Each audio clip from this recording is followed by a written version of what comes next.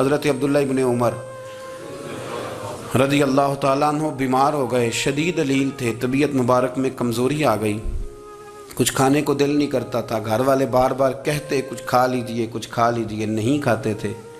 بالآخر حضرت نافع آپ کے غلام تھے، ان سے کہنے لگے کہیں سے مچھلی مل جائے نا تھوڑی سی تو میں کھاؤں گا۔ تو کہتے ہیں میں سارے مدینے میں ڈھونڈتا رہا، مچھلی نہ ملی، اگلے دن بھی ڈھونڈی تو نہ ملی، تیسرے دن بھی ڈھونڈی تو نہ ملی، تو فرمانے لگے یار بس چھوٹی سی خواہش ہے، کوئی فرض نہیں ملتی تو رہنے دے۔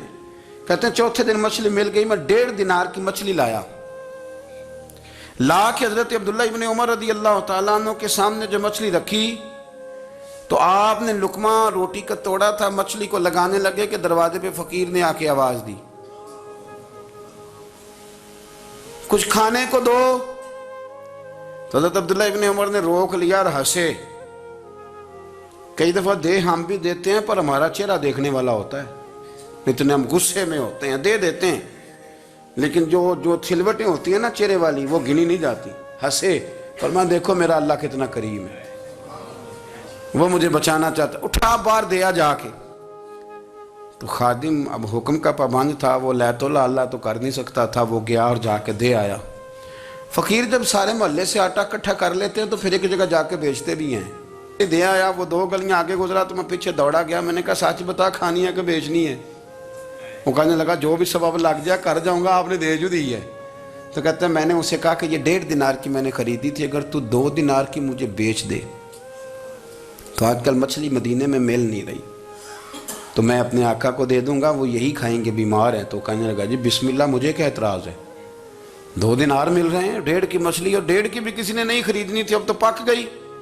فرماتے میں نے 2 دینار اس کو تھمائے، وہ مچھلی اس سے خریدی اور خرید کر کے میں لا کے حضرت عبداللہ ابن عمر کے سامنے دوبارہ رکھی۔ تو فرمایا یہ کیسے آ گئی؟ میں نے کہا حضور 1.5 کی خریدی تھی اور پھر فقیر کو دے دی، اب اسی سے میں 2 دینار کی خرید کے لایا ہوں، آپ قبول فرمائیں۔ تو فرمانے لگے تم نے اچھا نہیں کیا، اب اس طرح کرو 2 دینار بھی اسے دے اور مچھلی بھی واپس دے آؤ۔ عرض کی حضور کیوں؟ فرمایا تم نے قرآن نہیں پڑھا؟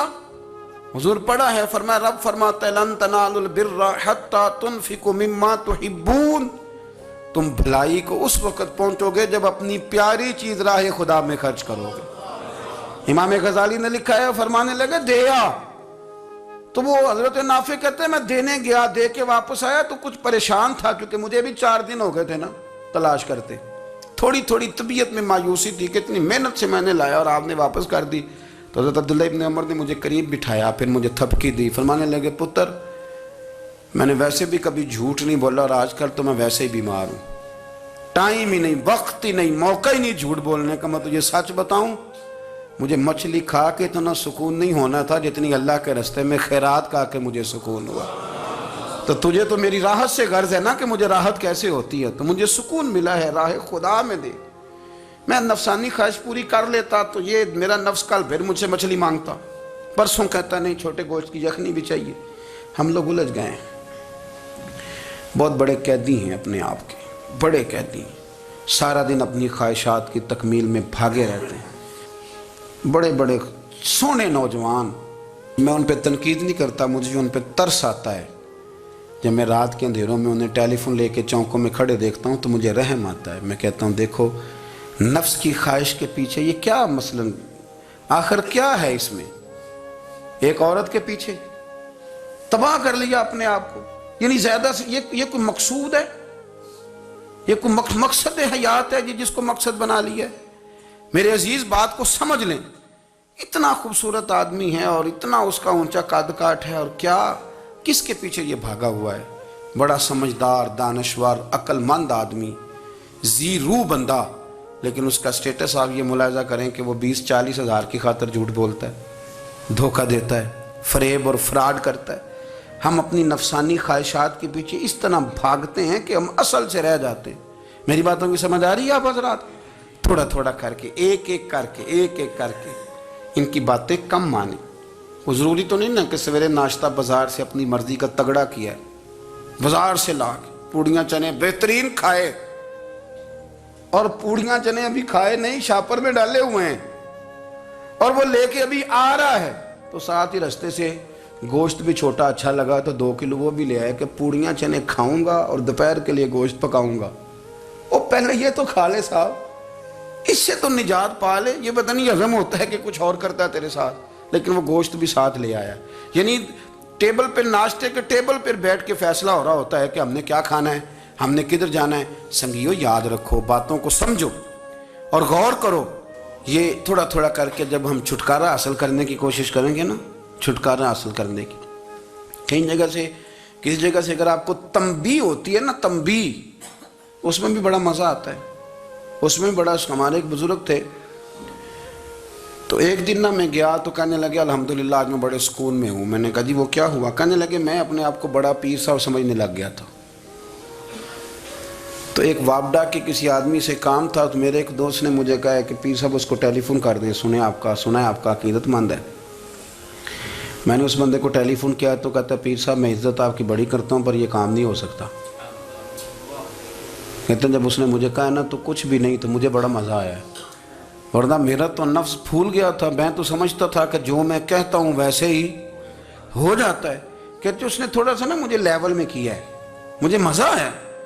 ये लोग ना अपने ऊपर बोझ डालते थे, ये थोड़ा थोड़ा पीछे हटते थे, ये समझते थे कि इस तरह तो हमारी तकमील रह जाएगी। सुबह से शाम तक अगर इसी नफ्स की बातें मानते जाएंगे तो खराबी करेगा।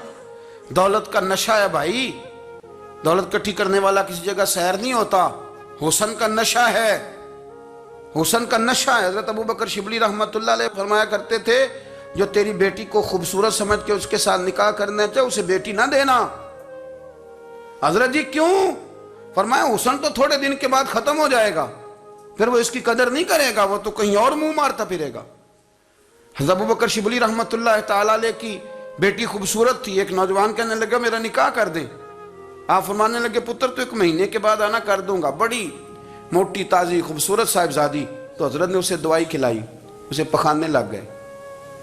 जो पखाना करती एक मटके में संभाल देते। थोड़ा वक्त गुजरा तो वो हड्डियों का पिंजर बन गई। महीने भर में दस्त इतने आए कि कमज़ोर हो गई। तो अबू बकर शिबली 1 महीने के बाद नौजवान को बुलाया, फरमाया इधर आ तेरा निकाह करूँ। बच्ची दिखाई तो वो कमज़ोर बिस्तर पे पड़ी। फरमाया शादी कर। कहने लगा इससे नहीं मैंने करनी।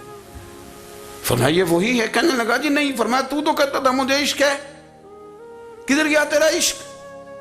कहने लगा हजरत साहब आप कैसी बात कर रहे हैं? फरमाया इधर आ। फिर वो मटका जिसमें गंद रखा था वहां ले गए। फरमाने लगे तेरा इसके साथ इश्क था, ये है तेरा इश्क। फरमाया इसे तो मैं 4 दिन रोटी खिलाऊंगा फिर तंदुरुस्त हो जाएगी, लेकिन मैं देखना चाहता था कि तू मेरी बेटी से प्यार करता है या उसके चेहरे पे आने वाली कुछ वक्त के लिए सुर्खी से प्यार करता है, उस लाली से प्यार करता है जो जवानी के वक्त बच्चों और बच्चियों पे आती है। किस चीज के दिल दादा? यानी क्या मतलब? नफ्स की गुलामी, सरासर गुलामी। और पलट पलट के खा, और बड़े बड़े सियाने बंदे छोटी सी ख्वाहिश के लिए। बड़ा समझदार आदमी, बड़ा सियाना बंदा। मैं एक बड़े बुजुर्ग आलिम थे, मैं एक दफा मिलने गया तो पाए पका रहे थे, खुद पाए पका रहे थे। तो वो बड़े प्यार की बात होती है ना जी। तो तामत बांधी हुई और बड़ी जनाब खस्ता हाली, और वो पाए पका रहे हैं। तो मैंने उनसे कहा, मैंने कहा हजरत जी पाए तो किसी और ने भी पका लेने थे, आप बुखारी लेके बैठते, चलो मेरी तरह का कोई बंदा आपसे इस्तेफादा भी कर लेता। अब पाए आप लाएंगे, फिर पकाएंगे, फिर आप खाएंगे, तो ये तो 24 घंटे आप किसी काम में गुजर जाएंगे। तो ये एक छोटी सी ख्वाहिश के लिए, मैं किसी चीज़ को हराम नहीं कह रहा। नफसियानी ख्वाहिशात का हाल ये है कि जो नया मोबाइल का नया मॉडल आता है वो मार्केट में शार्ट हो जाता है हम गरीब लोग। नया मॉडल जो आता है ना मोबाइल का, वो हमारे यहाँ मार्केटों में मिलता नया, यानी पुराना मिलेगा आपको, इस्तेमाल शुदा नया। ये वो गरीब मुल्क है जिसके अंदर थर में लोगों को पानी नहीं मिल रहा। और मेरे नफ्स की ख्वाहिश ये है कि कहीं मुझसे पहले, मैंने अपने कानों से सुनी है बीबियां कपड़े खरीदती कपड़े की दुकानों पे, कहते छाड़ है तो डिजाइन बड़े लोग का पा लिया है, वो दे जो भी किसी ने। जो मैरिज हॉल ज्यादा महंगा बनता है ना उसमें रश ज्यादा है। सस्ते मैरिज हॉलों के अंदर रश, जाएं जाके तजिया कर लें, मैं आपको नतीजा निकाल के दे रहा हूं। वो भाई किधर है वो गरीबी, किधर है वो गरीब लोग? वो तो पता नहीं बेचारे कहां सो गए, कोनों में लग गए, वो तो सांस भी नहीं लेते। हमारी ख्वाहिशात नफसानियां, इतनी बढ़ गई हैं, इतनी बढ़ गई हैं। दुनिया के अंदर जो गुनाह हो रहे हैं ये रोजी रोटी के लिए नहीं हो रहे। रोजी रोटी तो अल्लाह देता है। जो लोग जिस्म फरोशी कर रहे हैं, ये जो लोगों की तिजारत कर रहे हैं, धंधे हो रहे हैं, तो रोजी रोटी के लिए नहीं, नफसानी ख्वाहिशात के लिए। ये कारों और बंगलों के लिए सारा कुछ हो रहा है, ये जायदादों के लिए हो रहा है, ये नया पेट्रोल पंप लगाने के लिए कोशिश हो रही है। ये सारी जद्दोजहद, मतलब आप देखें ना, हमारे यहाँ एक घर होता है, घर के बाहर एक लॉन होता है, उससे सब्र नहीं आता, तो उसके बाद फिर फार्म हाउस होता है, डेरा होता है, उसकी अलग हमें जरूरत है ना। इतने पैर ना दुनिया के अंदर आप पसारें कि दुनिया से जाने लगे तो यारों इकट्ठे ही ना कर पाए। ना ना, इतने ना। अपनी ज़िंदगी मुख्तसर, महदूद, थोड़ा सा, थोड़ी ख्वाहिशात, गिने हुए पैसे, नफ़े तुले काम। मैं आपको सही बताता हूँ, जैसे जैसे इंसान बड़ा होता जाता है वो उलझता जाता है, उसके मसाइल बढ़ते जाते हैं। आप देख लें, हमारे यहाँ लोगों की आमदन थोड़ी नहीं, खर्चे ज़्यादा हैं। मसाइल अखराजात के, आमदन के थोड़े हैं। मेरे रसूल करीम सल्लल्लाहु अलैहि वसल्लम के कुर्बान जाऊँ, मदीने वाले हबीब ने कमाल करके हमें दिखाया। हुजूर सैयद आलम अलैहिस्सलाम ने फरमाया, मैं तो भूख लगने पे रोटी खाता हूँ, मैं तो भूख पूरी लग जाए तो खाता हूँ। और फरमाया पूरी भूख मिटती नहीं तो मैं हाथ खींच भी लेता हूँ, मैं शिकम सहरी नहीं करता। भूख, हम तो टाइम दे के रोटी खाते हैं, ये नहीं कहते भूख लगी, कहते 7 बज गए, नाश्ते का टाइम हो गया, अब 2 बज गए, अब दोपहर के खाने का, यानी टाइम हो जाता है, भूख लगे ना लगे। अब मगरिब हो गई तो शाम के खाने का। अपनी ख्वाहिशात को समेटो, वरना ये गुलाम बना लेगी। मैं आपको सही बताता, बचपन में, जवानी में जिन लोगों ने ख्वाहिशों को नहीं ना समेटा, मैं कुछ ऐसे लोगों को जानता हूं, बुढ़ापा आ गया है। अब वो चाहते हैं कि हम वो गलती छोड़ दें, पर वो रच बस गई है। उनके बच्चे उन्हें कहते हैं अब्बा बस कर, लोग शिकायतें करते हैं, लेकिन चूंकि जवानी में कंट्रोल नहीं किया तो बुढ़ापे में कैसे होगा। हमारी ख्वाहिशात हमारे लिए मुसीबत बन गई हैं। हम कुछ ऐसी बुरी आदतें थी जिनके पीछे लग गए तो तबाह हो गए। वापस आए, मेरे रसूल करीम सैयद आलम सल्लल्लाहु अलैहि वसल्लम के गुलामों ने ना अपनी ज़िंदगी को महदूद करके रखा। महदूद। हज़रत सलमान फ़ारसी रज़ी अल्लाह तआला अन्हु हज़रत उमर से मिलने आए। जनाब उमर कहने लगे, यार बड़ा काम का बंदा मिलने आया है, कोई मतलब की बात मिलेगी। कुछ जी कहने वाले भी बड़े होते हैं ना, तो उनका वैसे भी हक नहीं बनता कि वो जाके बताएं। कुछ होते हैं जो दोस्त होते हैं, जो बड़े होते हैं, वो कई दफ़ा कुछ बातें बताते हैं, इस्लाह करते हैं, उसमें मज़ा आता है। हज़रत उमर फ़ारूक ने हज़रत सलमान फ़ारसी रज़ी अल्लाह तआला अन्हु से कहा, यार बड़े दिनों के बाद आए हो तो ये तो बताओ मेरे अंदर कोई गलती तो नहीं। मैं हुकूमत कर रहा हूँ, लोग सारे अदल इंसाफ की बातें बता रहे हैं, मेरे तकवे की बातें सुना रहे हैं, कोई गलती? तो सलमान फ़ारसी रज़ी अल्लाह तआला अन्हु कहने लगे, बिल्कुल गलती है उमर, तुम्हारे अंदर बड़ी शदीद है, मुझे बड़ी नापसंद है, और शदीद किस्म की गलती है, नहीं होनी चाहिए थी। तो उमर फरमाने लगे, बोलो। अर्ज़ की, मदी क्या पूरे 22 लाख मुरब्बा मील में सब जगह गुर्बत खत्म हो गई है? हज़रत उमर कहने लगे नहीं। तो फरमाने लगे, मुझे पता चला है कि जब तुम्हारे पास दोपहर का खाना आता है तो सालन के साथ चटनी भी आती है, ये गलती नहीं? तुम्हारी हुकूमत में 22 लाख मुरब्बा मील, 24 लाख मुरब्बा मील सारे बंदे पेट भर के रोटी खाने लगे हैं। अर्ज़ की नहीं। तो फरमाने लगे हज़रत सलमान फ़ारसी, उमर फिर तू 2-2 सालन खाता है एक वक्त में, अल्लाह से डर नहीं आता?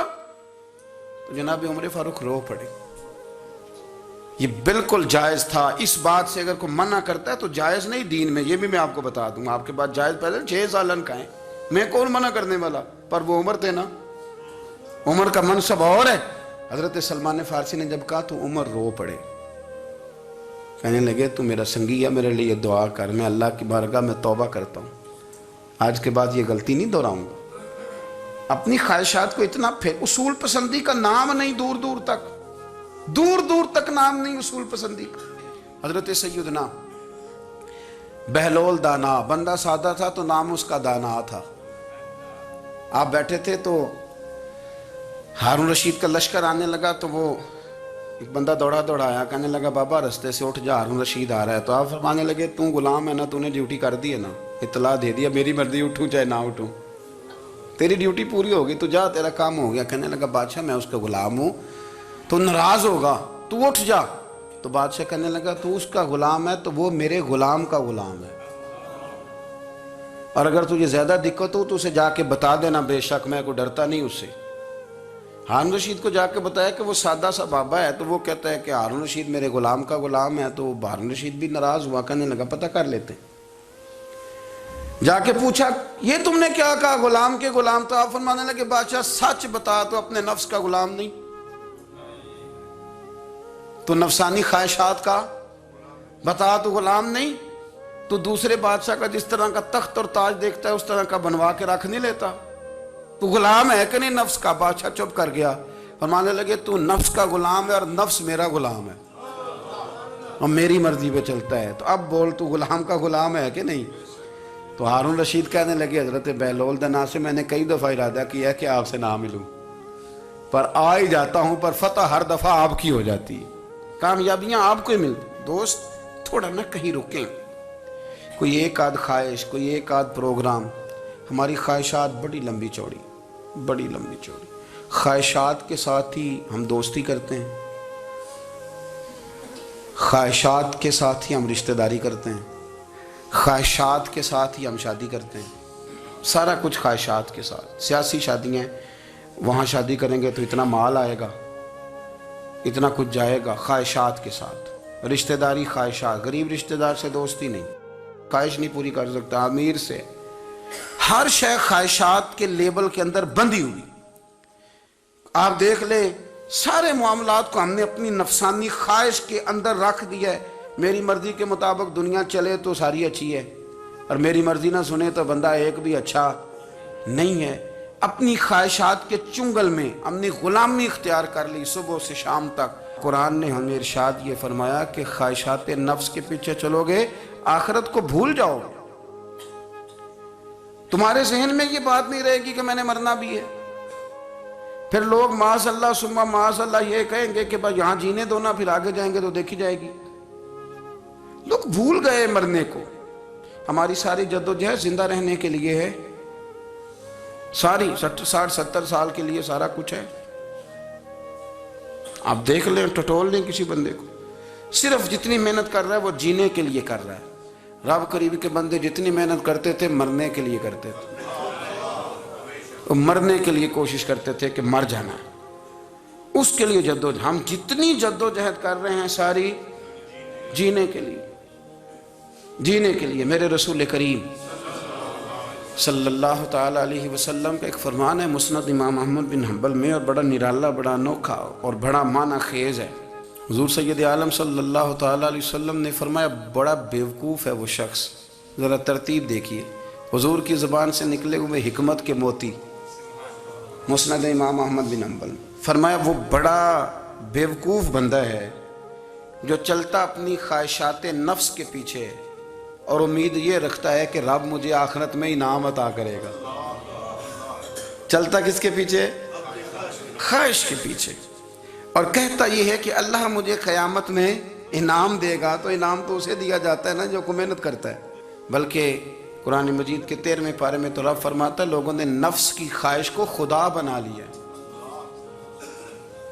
نفس کی خواہش کو خدا بنا لیا، اس کے پیچھے بھاگتے ہیں۔ اپنی خواہشات تھوڑی تھوڑی کم کریں، زندگی میں تھوڑی کم کریں۔ پرانے کپڑوں پہ بھی ایک سیزن نکال کے دیکھیں، ایک وقت کا کھانا جو اپنا آپ کا من بڑا چاہ رہا ہے نا، تو ایک وقت کا کھانا صرف اللہ کی رضا کے لیے کسی غریب کو دے کے دیکھیں۔ میں ایسے سینکڑوں اور ہزاروں لوگوں کو جانتا ہوں جن سے میں پوچھوں نا گھی کس بھاؤ ہے تو انہیں کوئی نہیں پتا۔ میں نے 2-4 نہیں کہے، میں نے سینکڑوں اور ہزاروں کہے ہیں، میں جانتا ہوں ان کو نہیں پتا چنے کی دال کا ریٹ کیا ہے، نہیں پتا۔ اور میں ایسے بھی سینکڑوں اور لاکھوں کو جانتا ہوں کہ جس کی بیوی رات کو خامند کو کہتی ہے کہ جو سویرے گھی لائے تھے وہ ختم ہو گیا، سویرے بچوں نے اسکول جانا ہے تو پراٹھے پکانے کے لیے گھی کوئی نہیں، تو درمیان والا بیٹا تو خشک روٹی بھی نہیں کھاتا۔ دیکھو نا، ہم سیاست کی بات کر رہے ہیں، فلانے کا فیصلہ ٹھیک ہے کہ نہیں، اور ایک ہمارے محلے میں وہ گھر بھی ہے جو سویرے یہ ڈسکس کر رہے ہیں کہ بچوں کے لیے گھی نہیں ہے، انہوں نے اسکول، یہ سارے تبصرے، یہ ساری باتیں، یہ لمبے چوڑے، یہ تو پیٹ بھر کے روٹی کھانے کے مسئلے ہیں۔ اگر بھوک شدید لگی ہو تو پھر بات یاد نہیں رہتی۔